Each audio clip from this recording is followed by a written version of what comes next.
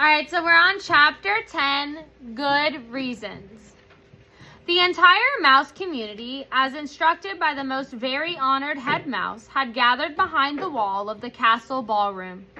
The members of the Mouse Council sat atop 3 bricks piled high, and spread out before them was every mouse, old and young, foolish and wise, who lived in the castle.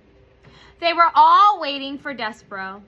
"Make way," said Furlough. "Here he is. I've got him. Make way."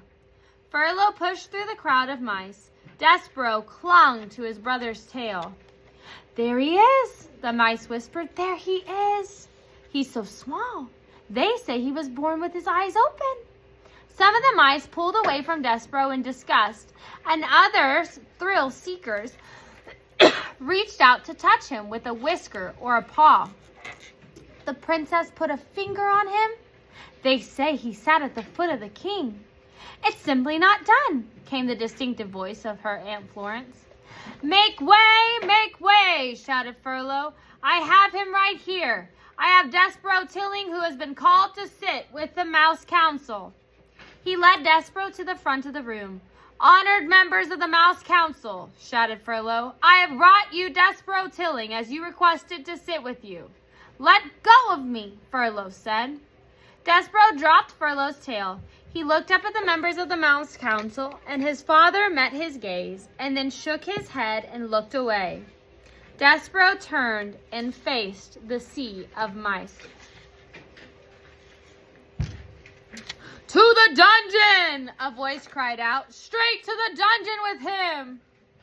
Despereaux's head, which had been full of such delight, phrases like happily ever after and lovely years and I honor you, suddenly cleared. "Straight to the dungeon!" another voice shouted. "Enough!" said the very most high-honored head mouse. "This trail will be conducted as an orderly fashion. We will act civilized." He cleared his throat and he said to Despereaux, "Son, turn and look at me." Despereaux turned. He looked up and into the head mouse's eyes. They were dark eyes, deep and sad and frightened. And looking into them, Despereaux's heart thudded once and twice. "Despereaux Tilling," said the head mouse. "Yes, sir," said Despereaux.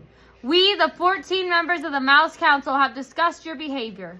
First, we will give you a chance to defend yourself against these rumors of your egregious acts. Did you or did you not sit at the foot of the human king?" "I did," said Despereaux, "but I was listening to the music, sir. I was there to hear the song that the king was singing." "To hear what?" "The song, sir. He was singing a song about the deep purple falling over sleepy garden walls." The head mouse shook his head. "Whatever are you talking about? It's besides the point. The question is this and only this. Did you sit at the foot of the human king?" "I did, sir." The community of mice shifted their tails and paws and whiskers. They waited. "And did you allow the girl human, the princess, to touch you?" "Her name is P." "Never mind her name. Did you allow her to touch you?"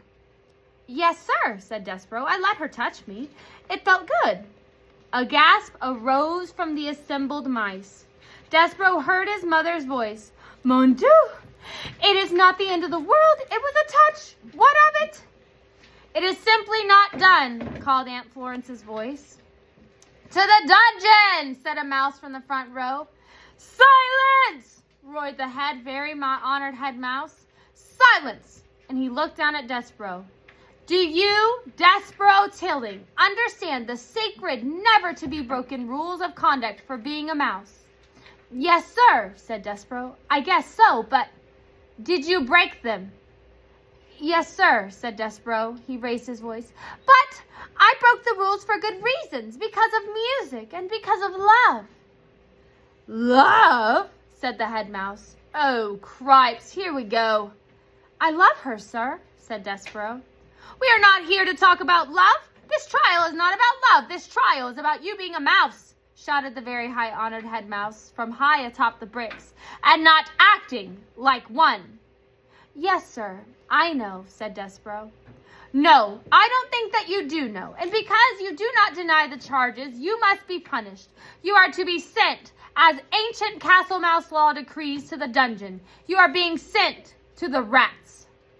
That's right, shouted a mouse in the crowd. That's the ticket. The dungeon? The rats? Despereaux's small heart sank all the way to the tip of his tail. There would be no light in the dungeon, no stained glass windows, no library, and no books. There would be no Princess P.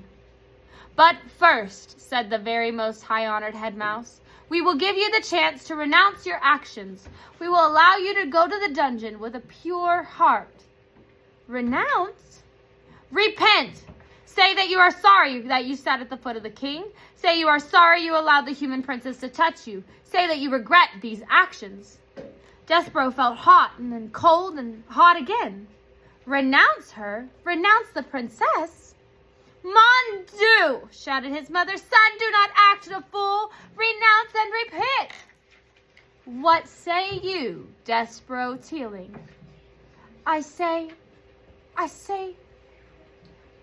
no, whispered Despereaux. What? Said the head mouse. No, said Despereaux, and this time he did not whisper. I am not sorry, and I will not renounce my actions. I love her. I love the princess. There was a bellow of collective outrage. The whole of the mouse community surged towards Despereaux. The mice seemed to become one angry body with hundreds of tails and thousands of whiskers and one huge hungry mouth opening and closing and opening and closing, saying over and over again, to the dungeon, to the dungeon, to the dungeon. The words pounded through Despereaux's body with each beat of his heart. Very well, said the very honored head mouse. You will die then, with a black heart, Thread Master. Bring out the thread, he called.